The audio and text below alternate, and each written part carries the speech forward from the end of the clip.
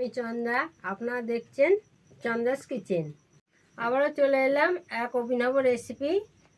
আজকের recipe chilli পনির। পনির বানানোর জন্য আমি 250 গ্রাম পনির নিয়েছি। এর সাথে আমি একটা পেঁয়াজ ঘষে নিয়েছি। ঘষে নিয়ে এর সাথে মেশাচ্ছি এবং একটু আদার রস মিশিয়ে নিলাম। নিয়ে আমি এটা মাখিয়ে 10 মিনিট রাখব। প্রথমে আমি একটা ডিম ফাটিয়ে দেব। তারপরে আমি 2 চামচ মতন কর্নফ্লাওয়ার মেশাবো। কর্নফ্লাওয়ার মেশাবো 2 চামচ মতন আমি কর্নফ্লাওয়ার মেশাবো। তারপরে আমি কড়াই তেল দেব। পরিমাণ মতো তেল দিলাম। পরিমাণ মতন একটু নুন মিশিয়ে দিলাম। এবার কড়াই দিয়ে পনিরগুলোকে আমি ভেজে তুলে রাখবো। এটাকে পনিরটা লাল লাল করে ভেজে এবার তুলে নেব।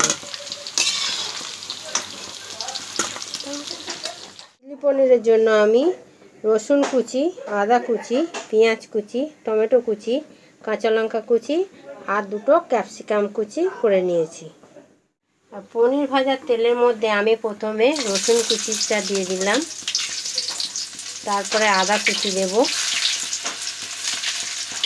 তারপরে পেঁয়াজ কুচি দেব।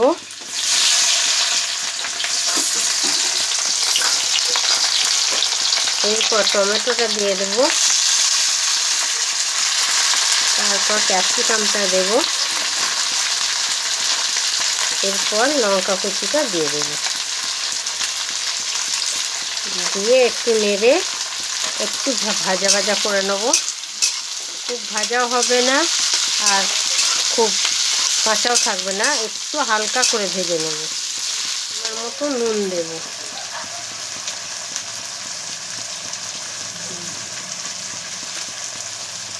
আমি এর মধ্যে পরিমাণ মতো টমেটো সস এবং সোয়া সস 2টো একসাথে নিয়ে মিশিয়ে নিলাম।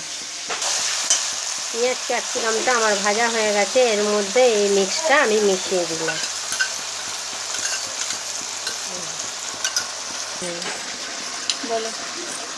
বাটিটা ধুয়ে আমি সামান্য পরিমাণ জল দিলাম।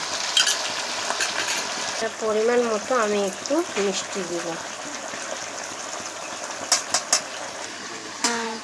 এরপর আমি সব পনিরগুলোকে মিশিয়ে দিলাম। এবার আমি থালায় একটু জল দিয়ে একটু কর্নফ্লাওয়ার মিশিয়ে সেটাকে গ্রেভির জন্য দিয়ে দেব।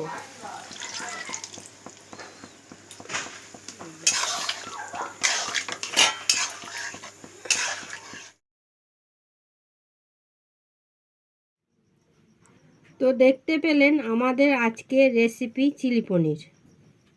আজকের এই রেসিপিটা একবার হলেও করে দেখতে পারেন। আশা করি ভালো লাগবে। এবং আজকের এই ভিডিওটি ভালো লাগলে লাইক করুন এবং সাবস্ক্রাইব করে পাশে থাকুন এবং নিত্য নতুন রেসিপির ভিডিও পেতে বেল আইকনটি প্রেস করুন। ধন্যবাদ।